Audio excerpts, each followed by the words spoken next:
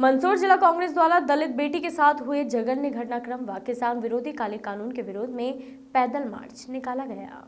उत्तर प्रदेश में हुई हाथरस की घटना, बालिका से गैंगरेप कर हत्या कर साक्ष्य मिटाकर रातों रात जलाकर मामले को दबाने व केंद्र सरकार द्वारा कृषि अध्यादेश कानून के लाने एवं क्षेत्र के किसानों के खाते में फसल बीमा राशि नहीं डालने एवं अफीम खेती बंद करने और अफीम तुलाई के बाद किसानों को राशि नहीं देने के विरोध में कांग्रेस पार्टी द्वारा संजय गांधी उद्यान से लेकर गांधी चौराहे तक पैदल मार्च निकाला गया, जिसमें कांग्रेस के पदाधिकारी व कार्यकर्ता मौजूद रहे।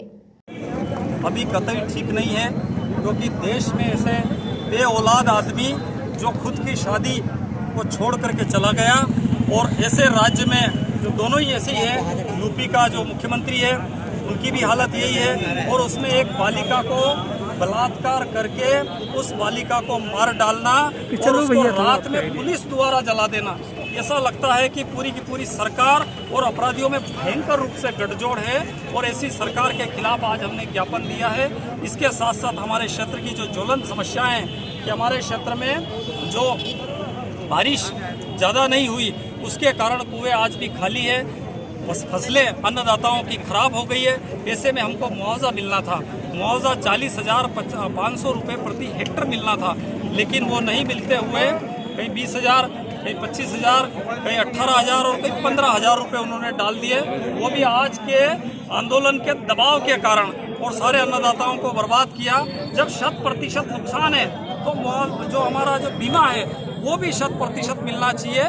मुझे एक बात समझ में नहीं आ रही कि जो बीमा है वो हमारा अधिकार है, हमने प्रीमियम जमा करी है, उस बात का बीमा है, लेकिन भारतीय जनता पार्टी ऐसा कर रही है कि जैसे वो कोई दान में दे रही हो, और जो हमको मुआवजा मिलना था वो मुआवजा नहीं मिला।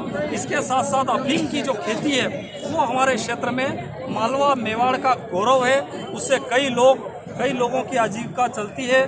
कई लोग जो अफीम की खेती में निंदाई गुड़ाई से लगा करके लुआई चिराई तक करते हैं, कई बेरोजगारों को रोजगार मिलता है। ऐसी खेती को बंद करने के लिए भारतीय जनता पार्टी रोज रोज षड्यंत्र रचती रहती है, उसके खिलाफ भी आज हमारा आंदोलन था। साथ साथ में जो मोदी सरकार ने पिछले दरवाजे से जो अभी कोरोना के समय में चोरी से जो लेकर के बिल आया है अध्यादेश, जो कृषि किसानों के विरोध में जो अध्यादेश बिल लेके आए, उस बिल को वापस लेने की मांग भी की है। अगर वो बिल यहाँ पूरी तरह से लागू हो जाता है तो अन्नदाता किसान बर्बाद हो जाएगा। और मेरा मीडिया के साथियों से भी अनुरोध है कि इस मोदी सरकार के खिलाफ आप लड़ाई लड़िए। कारण ये कि एक अभी आपने देखा होगा उत्तर प्रदेश की घटना, उसमें पत्रकारों को भी अंदर नहीं जाने दे रहे थे। राहुल जी और हमारी जो प्रियंका जी, उनके ऊपर भी जो लाठी चार्ज कर रहे थे, यहाँ तक कि कोई आदमी की मृत्यु हो जाती है और कोई शोक संवेदना व्यक्त करने जाता है, लेकिन भारतीय जनता पार्टी का शासन ऐसा है कि उसमें शोक व्यक्त तक करने नहीं दिया जा रहा है। ऐसी सरकार को उखाड़ने के लिए मुझे ऐसा लगता है कि मंदसौर जिले के लोग जब कोई आंदोलन करते हैं तो निश्चित रूप से आप मानिए कि वो परिणाम आते हैं और ये सरकार शीघ्र उखड़ जाएगी। आज किस तरह से प्रदर्शन किया? ज्ञापन, रैली, और सारे लोगों ने मिलकर के दलित, मुस्लिम, हिंदू, जो सारे धर्मों के, सारी समाजों के लोगों ने मिलकर के कहा कि ये मोदी राज अब नहीं चलेगा। इसके लिए आज जो रैली का आयोजन किया गया है, इसके लिए बीजेपी सरकार को क्या आदेश कहेंगे?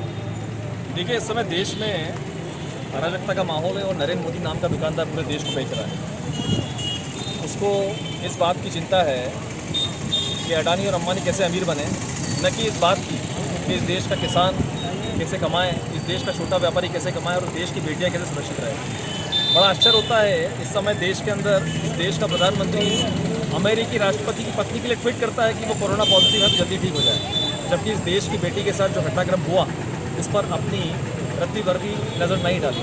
मेरा ये कहना है इस समय देश के अंदर और इस प्रदेश में, साथ ही इस प्रदेश में भी जिस तरीके से अराजकता का माहौल शिवराज सिंह की सरकार में फैला हुआ है, शिवराज सिंह की सरकार केवल और केवल इस प्रयास में है कि विधायकों को किस तरीके से खरीद करके अपनी सरकार बनाई और उसको किस तरीके से पैसे से वोट खरीद करके सरकार को जारी रख सके। इस समय हमारे नेता श्यामलाल चोपचंद जी ने नेतृत्व में आज हम लोगों ने रैली निकाली। इसका उद्देश्य यही था कि इस देश की जनता को जगाया जाए, क्योंकि अब वक्त आ गया है, यदि अब भी हम न जागे तो देश बहुत जल्दी अमीरों के हाथ दिख जाएगा। आज जो रैली निकाली गई है, इसके लिए आप सरकार को क्या संदेश देना चाहते हैं? आज में जो घटना घटित हुई है बहुत ही दुखदायी और निर्मम हत्या है। इससे पूरी मानवता भी शर्मसार हो गई है। क्या ऐसी परिस्थिति उस बहन बेटे का चेहरा तक परिजन नहीं देख पाए,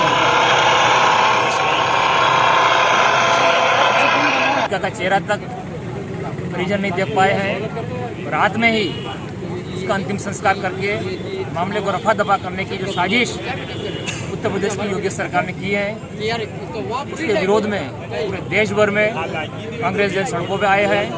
इसके साथ ही केंद्र की मोदी सरकार द्वारा जिस प्रकार से कृषि अध्यादेशों में रातों रात परिवर्तन करके किसानों को अपने खेतों के ही मजदूर बनने को मजबूर होना पड़ेगा, और जो अर्थव्यवस्था है जिसमें देश के विकास दर में सर्वाधिक सहयोग कृषि का होता है, वो कुछ देश के बड़े 5-6 बड़े कारोबारियों के जेबों में चली जाएगी, जिससे आम उपभोक्ताओं को भी अधिक दाम दे के वस्तु खरीदने के लिए बाध्य होना पड़ेगा।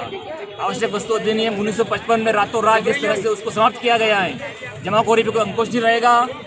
ये लोग किसानों से सस्ते दामों में खरीदेंगे और फिर भाव बढ़ाकर आम उपभोक्ताओं को भी पौने पौने दामों में बेचेंगे।